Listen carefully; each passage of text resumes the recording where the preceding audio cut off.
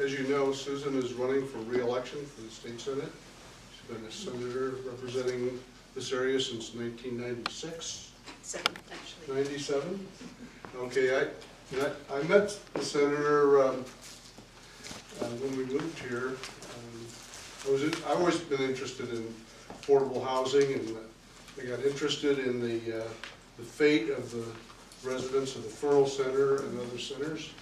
And Senator Fargo has always been one of those few legislators who's been fighting the battle with the things that I thought was important. She's here tonight to ask for your vote, and she's here to answer questions and tell you about what she's been doing the last couple of years. Get me in trouble. Senator Fargo. Oh, thank you very much. I'll stand for this. Okay. I think I'll sit out for a little while. I had several hip surgeries in the last year or so, and I understand when I talk to constituents, many of them will say, oh, I had that done. Where did you have it done? Or my brother did. So I think it's becoming a booming industry here in Massachusetts. But fortunately, that's over with and done, and I'm walking around a bionic woman these days.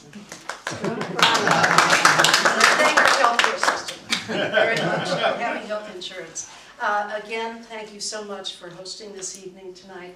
You've been great supporters. So many of you have become friends over the years that I've been in the state senate.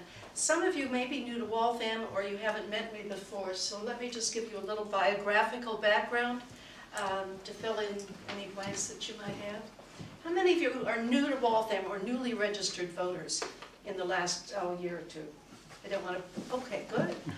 Because that's been one of the biggest single changes in the district, has been the number of new voter registries. So there's a whole new group of people to get out and talk to. I was born in Peoria, Illinois, and grew up and went to college there, and then came out here to go to Harvard to graduate school. And I have 2 master's degrees from Harvard. One is a master's in teaching, and I did teach for several years. And the other is a master in public administration from the Kennedy School, which was, frankly, a lot of fun. Because I discovered where I needed to be. And it shares a lot of characteristics with being a teacher and with being a newspaper editor, which I was for a number of years. Because it involves liking people, communicating with them, trying to influence their thinking, shape their thinking, and above all, listening. And listening to what constituents have to say. And I think that's been the source of some of the best legislation we've been able to pass. And I'll talk about that in just a minute. I'm in the Senate. I'm chairman of the Public Health Committee, which is doing a lot of work the last few years. I'm on the Healthcare Finances Committee and the Ways and Means Committee, which does the budget, to good or to ill. And the last couple of years, it seems to be getting harder and harder to do. I serve on a number of other committees. I'm vice chair of the Post Audit and Oversight Committee, which is an investigatory body with subpoena powers. And when we get to talking about Chapter 40B, which is one of the ballot questions, I'll speak to that a little bit, because I know it's been an issue in a number of communities. What I'm looking to do next term is continue working on public health and healthcare prevention, which is where we save the biggest buck for the long term. And because of that, I've been involved with anti-smoking. I was the leader in the Senate on the ban on smoking in the workplace. And despite the dire prediction as to invasions into home by the tobacco Nazis and the loss of income for small businesses, the reverse happened. Businesses and bars and restaurants did much better business than ever. And our healthcare dollars have declined. They're still expensive. It still costs us $6 billion a year for tobacco-related illnesses and treatment. And we have prevented with this ban 600 deaths due to cardiac involvements. And I think it's, in the long run, it's paid off. The Senate and the House and the halls of the State House used to be filled with tobacco smoke.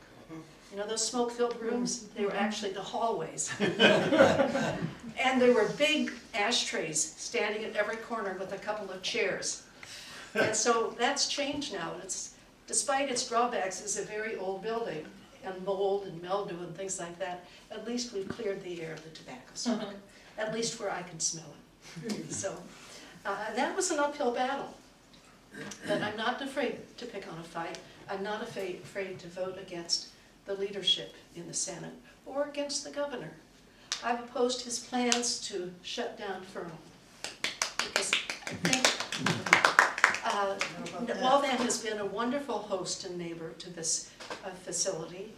There are fewer than 100 people remaining there. They're elderly. Many of them have complicated medical issues. And we will not save money by having to reduplicate those healthcare costs through many communities, which are not necessarily equipped to take on the load.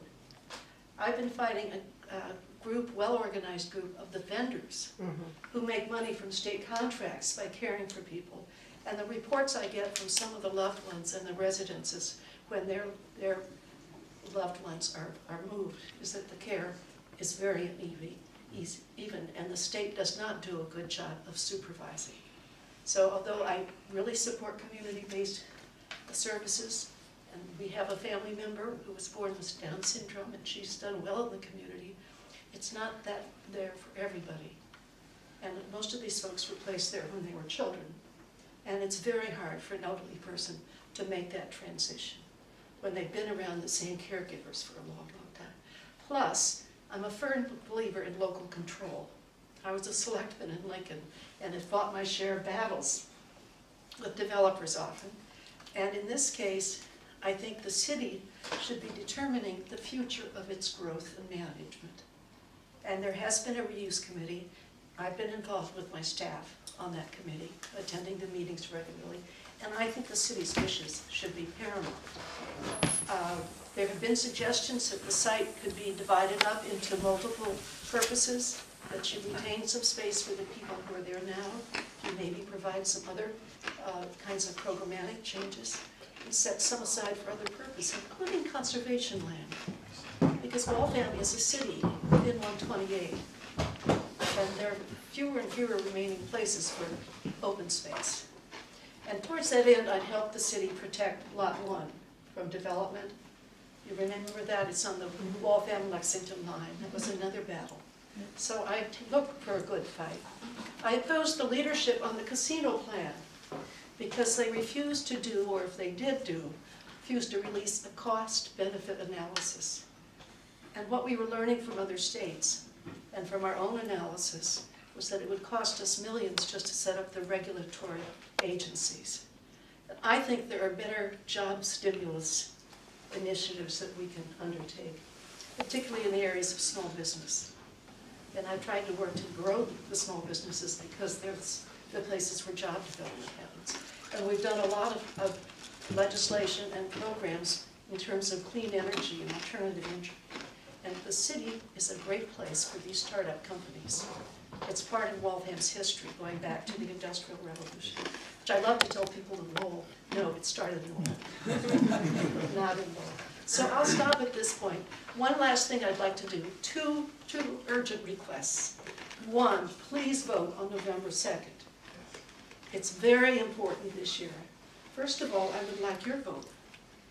And second of all, I hope you will think very carefully and vote no on question 3. The evidence is that it would be devastating to us. And it would basically, the first thing it would do is trigger an increase in your property taxes. I know people are angry and they want the legislature to get off its stuff and do something. But we would have to come back and make very drastic cuts that would change the quality of life that we know of. And it's the quality of life here in Waltham and the rest of the district that helps attract businesses to this area. So I want to keep us healthy, both physically and economically. And I hope you'll vote on Tuesday for me. May I interject with one thing? Yes. Senator Fargo and